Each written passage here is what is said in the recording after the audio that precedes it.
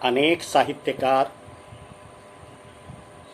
साहित्य विधा एवं सांस्कृतिक विषयों को अपने विमर्श के केंद्र में लाने के पश्चात इस बार क्षितिज ने जीवन के एक बहुत ही महत्वपूर्ण विषय को अपनी परिचर्चा का विषय बनाया है, जिसे हम विवाह नाम से जानते हैं। विवाह भारतीय समाज, विशेषकर हिंदू जीवन पद्धति में एक अनिवार्य प्रक्रिया है। सामाजिक संरचना के विकास में इसका महत्वपूर्ण योगदान है।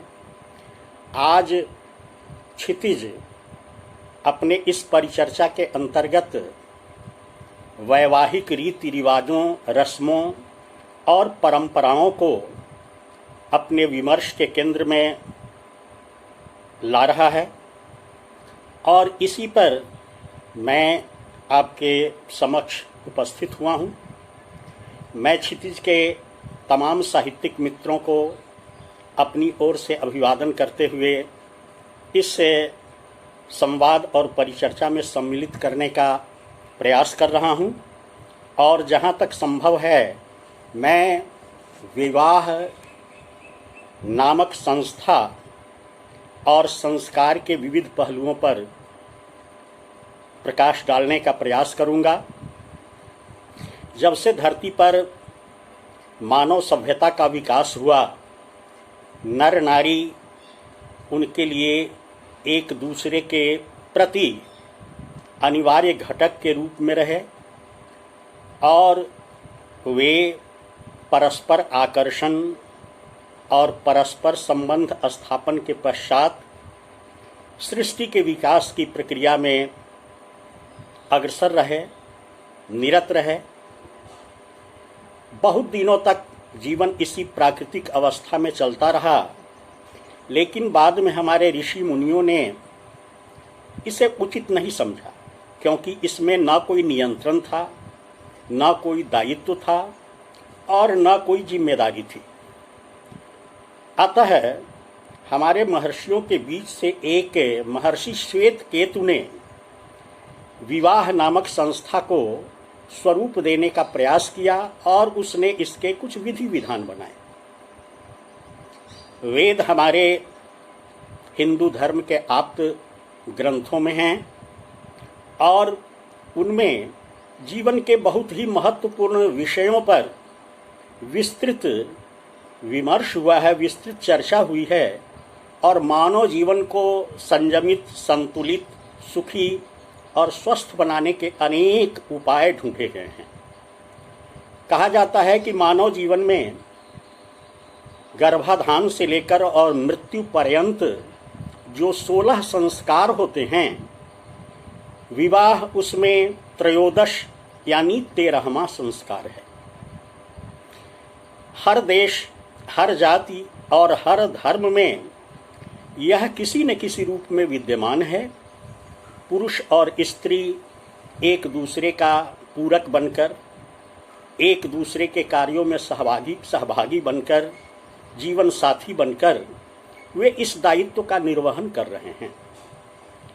लेकिन अधिकांश देश इस विवाह को एक सामाजिक समझौता के रूप में लेते हैं, सोशल कॉन्ट्रैक्ट के रूप में लेते हैं।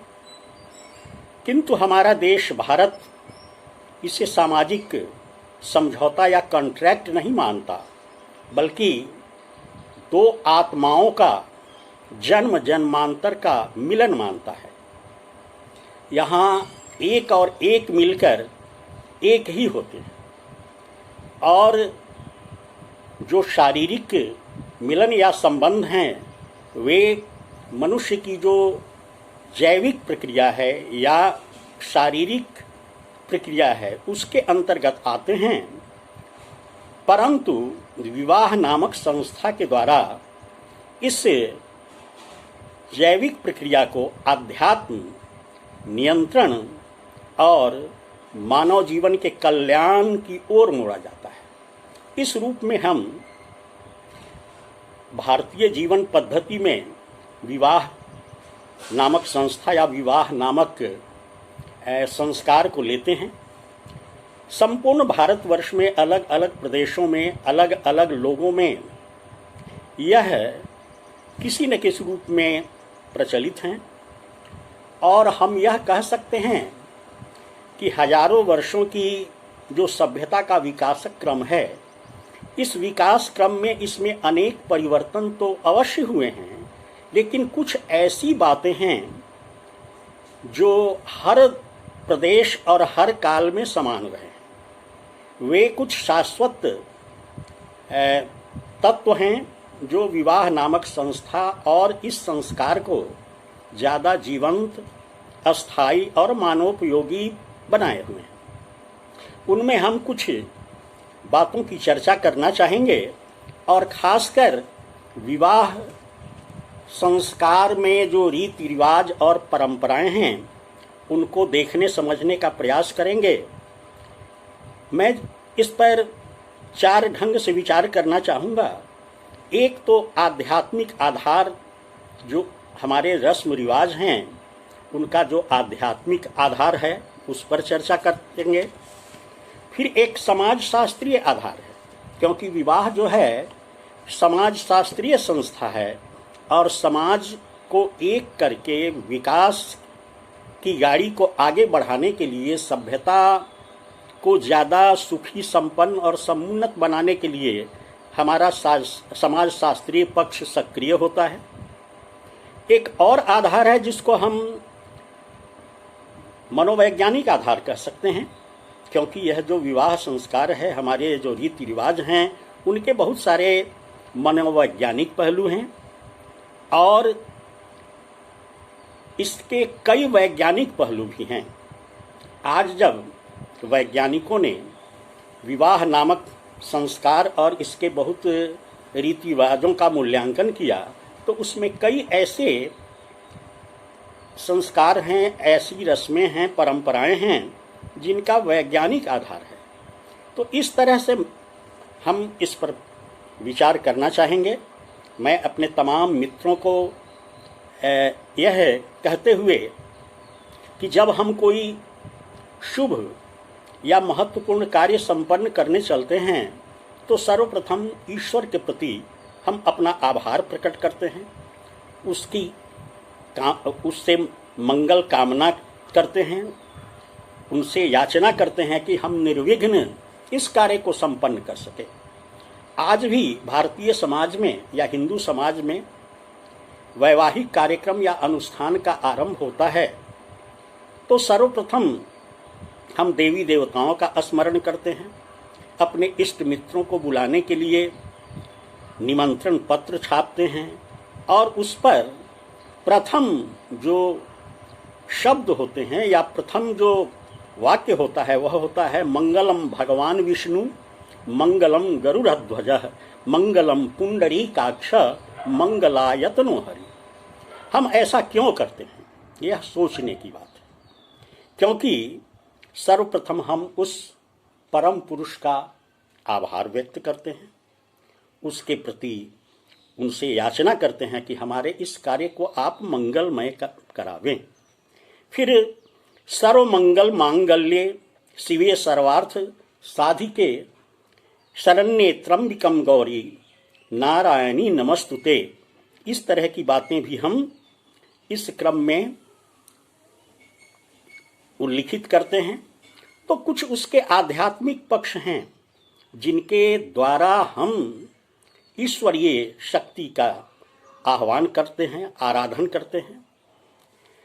अब हम इसके समाज शास्त्रीय पक्ष या आधार की ओर अगर ध्यान दें तो हम देखते हैं कि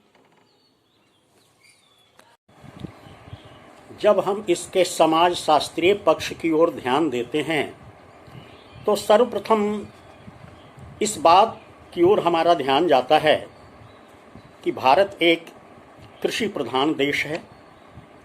हमारी आरंभिक सभ्यताएं आरण्यक और कृषि सभ्यता थी। प्रकृति के बीच हमारा जीवन यापन होता था और उन्हीं के साथ तालमेल बैठाकर हम अपनी जीवन यात्रा को आगे बढ़ाते हैं। आज जब वर वधू या युवा युवती का विवाह तय हो जाता है तो उसमें बहुत सारे समाज शास्त्रीय पक्ष सामने आते हैं। वर वधू का संबंध निर्धारित होते ही उन्हें वस्त्र, आभूषण आदि प्रदान किए जाते हैं। वर पक्ष वाले वधू को वस्त्र, आभूषण आदि प्रदान करते हैं और वधू पक्ष वाले वर को प्रदान करते हैं। इसी क्रम में बारात ले जाने का आयोजन होता है। उसमें जनवासा का प्रबंध होता है।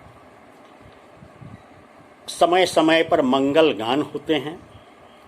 अड़ोस पड़ोस और इष्ट मित्रों को आमंत्रण दिया जाता है। उसमें नाई, धोबी, कुम्हार और अनेक वर्ग के लोगों की भूमिका निर्धारित होती है। ये सारी चीज़ें इसलिए नहीं होती कि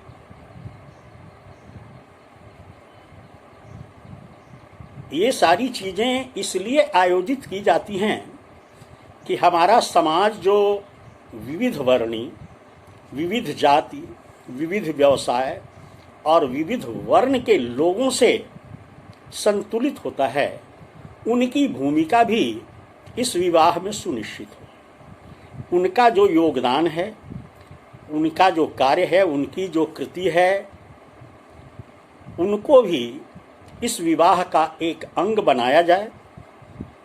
बारात में विविध संबंधों के लोग जाते हैं।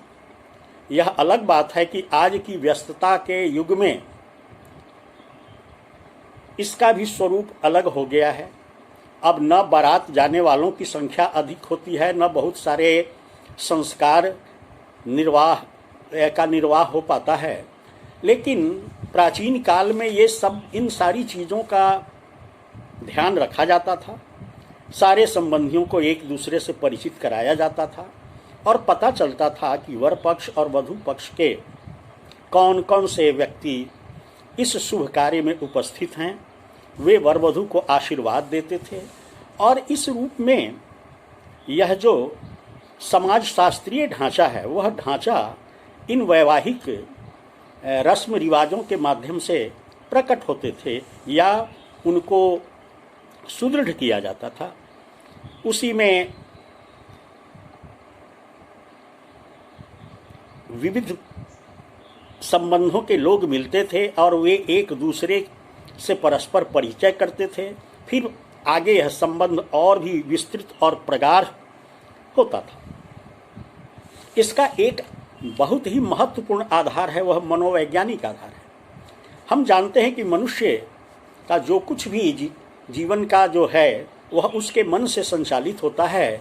और गीता में कृष्ण ने भी कहा कि मन एव मनुष्यानाम कारणम बंध मोक्षयो। यह मन ही है जो मनुष्य के बंधन और मोक्ष का कारण है। तो मन का मानव जीवन में बहुत महत्वपूर्ण स्थान है और मन का जो शास्त्र अध्ययन करता है वही मनोविज्ञान है। हम देखते हैं कि वैवाहिक रस्मों के अंतर्गत वधू की गोद भराई, सप्तपदी, सप्तवचन, सप्तर्षि दर्शन इत्यादि जो क्रियाएं हैं, ये इत्यादि जो रस्म हैं, उनका मनोवैज्ञानिक आधार है। गोद भराई में वर पक्ष की महिलाएं वधू को जेवर, मिष्ठान, वस्त्र आदि देकर, उनको देकर गोद भराई का रस्म पूरा करती थी। साथ ही साथ इसमें एक छोटा बच्चा भी उसकी गोद में बैठाया जाता था।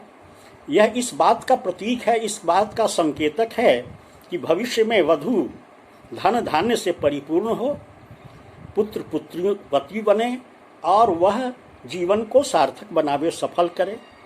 इसमें जो सप्तपदी और सप्तवचन हैं, इनका बड़ा ही मनोवैज्ञानिक और प्रतीकात्मक अर्थ है। सप्तपदी यानी 7 पद। 7 पद में वधू सर्वप्रथम अपना दाहिना पद उत्तर दिशा की ओर बढ़ाती है और जहाँ दाहिना पद रखती है उसी के पर वो बायां पद लेकर स्थापित करती है और एक एक पद पर एक एक पवित्र मंत्र का उच्चार होता है। उन मंत्रों के द्वारा उनके मन में बहुत सारे जो भाव हैं उन भावों का उद्रेक होता है और इस रूप में सप्तपदी का रस्म एक प्रतीक रूप में जिसमें उनके मन पर मंत्र का, संकल्प का, वचनों का हो। फिर सप्तवचन है। इस सप्तवचन में वधू वर से 7 वचन एक एक करके कहती हैं जो सारांश रूप में उसके सुखमय भविष्य, उसके सुदृढ़ दाम्पत्य जीवन, उसका संतुलित पारिवारिक क्रम इत्यादि को लेकर और एक दूसरे के प्रति आजीवन समर्पित रहने को लेकर ये 7 वचन हैं। तो 7 वचन भी प्रतीक रूप में हैं। ये इस बात के प्रतीक होते हैं कि हम जब एक दूसरे से मिल रहे हैं, हम 2 अनजान जब एक दूसरे से मिल रहे हैं तो हमारे जीवन में जो उतार चढ़ाव आएंगे उनको हम मिलजुल कर उनका सामना करेंगे। हम एक दूसरे के सुख दुख के साथी होंगे। हम एक दूसरे के परिवार का सम्मान करेंगे। हम अपने सारे कार्य परस्पर विचार विमर्श के बाद संपन्न करेंगे। तो इस तरह के 7 वचन वधुएं वर से मांगती हैं और वे वर उसकी स्वीकृति देता है। फिर वर अपनी ओर से 7 वचन सामने रखते हैं और वधू उसकी स्वीकृति देती है। इस तरह से ये 2 भिन्न और अपरिचित जो व्यक्तित्व हैं वे दोनों एक दूसरे के पूरक हो जाते हैं। तो ये सब उनके जीवन में एक मनोवैज्ञानिक प्रभाव डालते हैं। तारा दर्शन या ध्रुव तारा, हम जानते हैं कि ऋषि वशिष्ठ की पत्नी अरुंधति वह एक तारा के रूप में प्रसिद्ध है। सारे तारे चलायमान होते हैं लेकिन अरुंधति या जो सप्त ऋषि मंडल है उसका यह अरुंधति तारा अचल होता है, वह ध्रुव तारा कहलाता है। यानी वर वधू का जीवन इसी ध्रुव तारा की तरह अचल हो, अटल हो। इसी क्रम में एक शिला आरोहण होता है। उस शिला आरोहण में कन्या की माता सामने एक सिलवट या पत्थर रखती है और उस पर वधू अपना पैर रखती है। यह इस बात का प्रतीक है कि अब तुमको छोटी छोटी बहुतेरी भावनाओं को संयमित कर सुदृढ़ बनकर, दृढ़वत होकर इस पत्थर की तरह अचल भाव से अपने जीवन, अपने परिवार और अपने पति के हित का चिंतन करना है और छोटी छोटी बातों से विचलित नहीं होना है। हम सीता, राम, हम शिव और पार्वती आदि प्रतीकों का सहारा लेते हैं। शिव और पार्वती तथा राम और सीता ये भारतीय और हिंदू समाज के आदर्श जोड़े हैं और इनका स्मरण करके हम वर वधू को उनके प्रतीक रूप में, उनके प्रतिनिधि के रूप में समादृत भी करते हैं और उनको उन्हीं की तरह आदर्श बनने के लिए भी प्रेरित करते हैं। इसके अतिरिक्त कई वैज्ञानिक आधार हैं, जैसे मेहंदी लेपन, मेहंदी लगाना, हल्दी लगाना, सिंदूर दान, बिछुआ धारण करना, चूड़ी कंगन आदि और अग्नि के फेरे। ये ऐसे रस्म हैं जिनका वैज्ञानिक आधार भी है, वैज्ञानिक महत्व भी है और प्रायः हिंदू धर्म में और भारतवर्ष के विविध प्रदेशों में और रस्में चाहे जितने भी भिन्न हों, लेकिन ये जो रस्में हैं मेहंदी, हल्दी, सिंदूर, बिछुआ, चूड़ी, कंगन और अग्नि के फेरे, ये अनिवार्य रूप से होती हैं। इनका कारण है मेहंदी की तासीर ठंडी होती है। यह श्रृंगार का कार्य भी करता है और दुल्हन के हाथों में लगकर उसकी मन स्थिति को शांत और शीतल भी रखती है मेहंदी। इसके अतिरिक्त उसके मन में जो शीतलता और शांति होती है वह उसके भीतर का जो स्त्रीत्व है या काम भाव है उसको भी संतुलित रखती है। हल्दी लेपन या उबटन यह वर वधू दोनों को लगाया जाता है। इसके एक तरफ कई वैज्ञानिक कारण हैं। हल्दी को एंटीसेप्टिक या कृमि या कहें कि कीटाणुनाशक माना जाता है। इसका दवा के रूप में या श्रृंगार प्रसाधन के रूप में भी उपयोग होता है। तो हल्दी के लेपन से एक तो शरीर की त्वचा की कांति बढ़ती है, सौंदर्य बढ़ता है, वर वधू का शरीर कांति बढ़ती है, और दूसरी तरफ उनके चर्म में अगर किसी तरह का रोग कीटाणु विषाणु हैं तो वे भी नष्ट होते हैं। तो इस रूप में हल्दी का वैज्ञानिक आधार है। सिंदूर, जिस सिंदूर का प्रयोग विवाहिता स्त्रियां करती हैं वह मांग के बीचों बीच दो भागों में बाल को बांटकर बीचों बीच मांग भरा जाता है या सिंदूर लगाया जाता है। सिंदूर में जिन तत्वों का प्रयोग होता है उसमें मरकरी, पारा भी एक महत्वपूर्ण है। उसमें हल्दी, पारा, चूना आदि द्रव्य सम्मिलित होते हैं। इसकी तासीर ठंडी भी होती है और साथ ही साथ ये मन को संतुलित करते हैं, क्योंकि जिस भाग में सिंदूर रेखा खींची जाती है वह ब्रह्मरंध्र का क्षेत्र है और यह जीवन को, उसके मनोवेग को संतुलित रखता है। फिर बिछुआ, कहा जाता है कि वधू के अंगूठे की बगल वाली अंगुली में बिछुआ धारण उचित होता है और यह वैज्ञानिक है, इस कारण कि उस दूसरी अंगुली में जो नस है उस नस का संबंध सीधा उसके गर्भाशय से है, और जब बिछुआ से नस दबता है तो उसका गर्भाशय सक्रिय होता है, उसका मासिक धर्म संतुलित और नियमित रहता है और इस प्रकार उसकी काम शक्ति और प्रजनन शक्ति समृद्ध होती है। चूड़ी और कंगन कलाई में धारण किए जाते हैं और ये कई ऐसे पॉइंट्स हैं इस क्षेत्र में, कलाई में, जिसको हम एक्यूप्रेशर पॉइंट मानते हैं और इनके घर्षण से, इनके दबाव से वे बिंदु सक्रिय होते हैं, जिसके कारण उसके शरीर की बहुत सारी क्रियाएं संचालित होती हैं, उद्वेलित होती हैं। अग्नि के फेरे, अग्नि को सर्वाधिक पवित्र, दाहक भी कहा गया है, पावक भी कहा गया है, पावन भी कहा गया है। जहाँ अग्नि प्रज्वलित होती है उसके आसपास का वातावरण बहुत ही विशुद्ध हो जाता है और जब उस अग्नि में कई तरह के द्रव्य जैसे घी, तिल, जौ इत्यादि का हवन किया जाता है तो वह अग्नि और पवित्र होती है।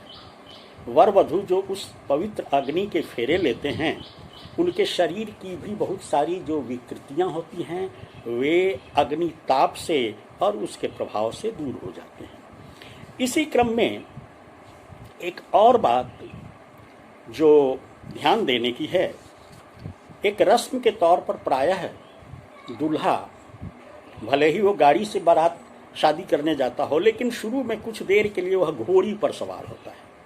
यह भी एक प्रतीक है और वह प्रतीक है कि घोड़ी को सर्वाधिक चंचल और कामुक प्राणी माना गया है। दूल्हा का उस पर सवार होने का अर्थ होता है कि वह कामुकता और चंचलता को अपने जीवन पर हावी नहीं होने देगा, बल्कि वह स्वयं उसकी पीठ पर सवार होकर उसका शमन करेगा, उस पर नियंत्रण रखेगा।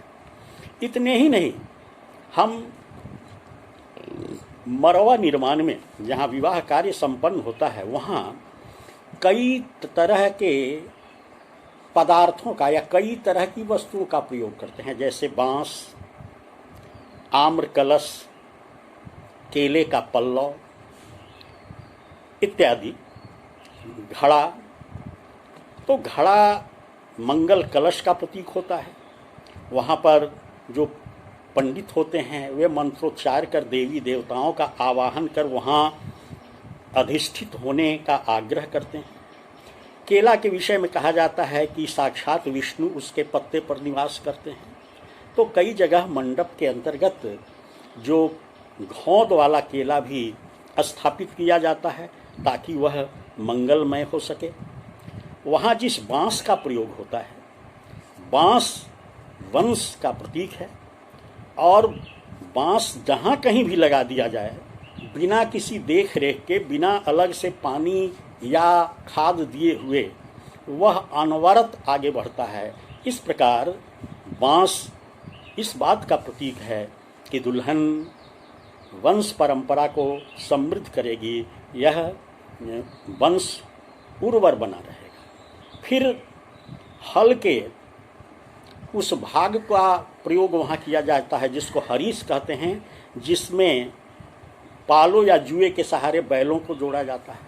यह हरीश जो है वह कृषि सभ्यता का प्रतीक है, क्योंकि धरती पर जो अन्न उपजाया जाता है उस अन्न के उपजाने के मूल में हल और बैल प्रमुख होते हैं।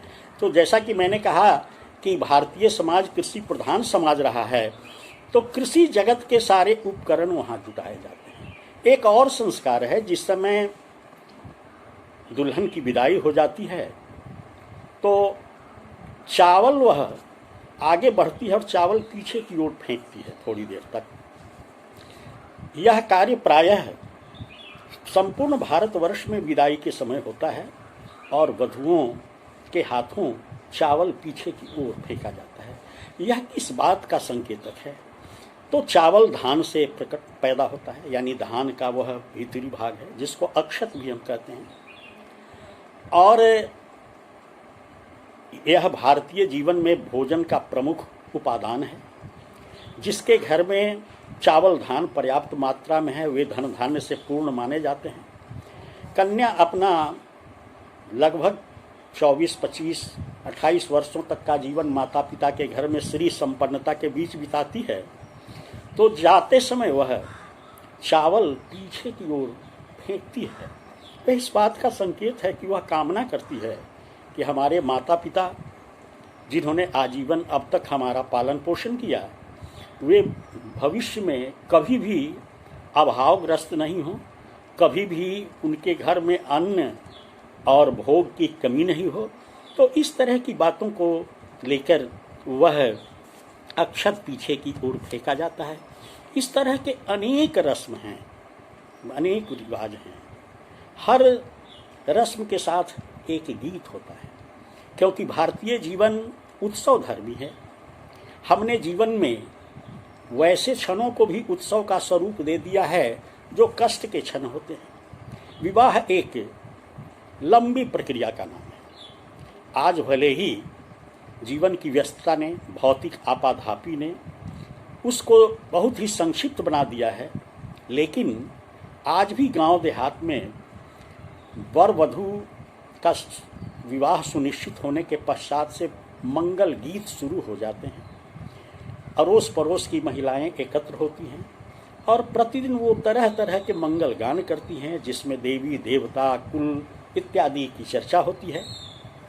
तो इस तरह से अनेक परंपराएं, अनेक रीति रिवाज हैं जो हमारे जीवन को संबलित करते हैं। यानी हम जब खेतों में कार्य करते हैं उस समय भी गीत गाते हैं। स्त्रियां जब जांता पर आटा पीसती हैं उस समय भी वे गीत गाती हैं। खेतों में धान रोपती हैं उस समय भी वे गीत गाती हैं। वे सुख के गीत भी हैं, दुख के गीत भी हैं, हर्ष उल्लास के गीत भी हैं, वह देवी देवताओं के आराधन के गीत भी हैं। इस तरह से विवाह का भारतीय समाज में बहुत ही महत्वपूर्ण और कहे कि मंगल स्थान है, क्योंकि इसी से सृष्टि की बेली फूटती है। हम आरंभ में कहते हैं कि दो हृदय, दो प्राण, दो खग मुक्त नभ में पंख फैलाए विचरना चाहते हैं। क्षितिज दो विस्तार, रवि आलोक, चंदा चांदनी, आशीष मंगलमय भुवन दो। तो इस तरह की कामनाएं हम विवाह संस्कार के अंतर्गत करते हैं। तो ये जो हमारे रीति रिवाज हैं वे परंपरा के पोषक भी हैं, परंपरा की समृद्धि के द्योतक भी हैं और हमारे जीवन के बहुमुखी उत्सवधर्मी स्वरूप के संकेतक भी हैं। इनसे जीवन के अनेक संदर्भ उद्घाटित होते हैं। इन्हीं बातों के साथ मैं अपनी बातें समाप्त कर रहा हूँ। मैं क्षितिज का आभार प्रकट करता हूँ कि आपने इतने मांगलिक विषय को अपने विमर्श का विषय बनाया है और मैं अपने तमाम साहित्यकार मित्रों के प्रति अपना आभार व्यक्त करता हूँ कि आप इसका एक महत्वपूर्ण हिस्सा बन रहे हैं। बहुत बहुत आभार, बहुत बहुत धन्यवाद।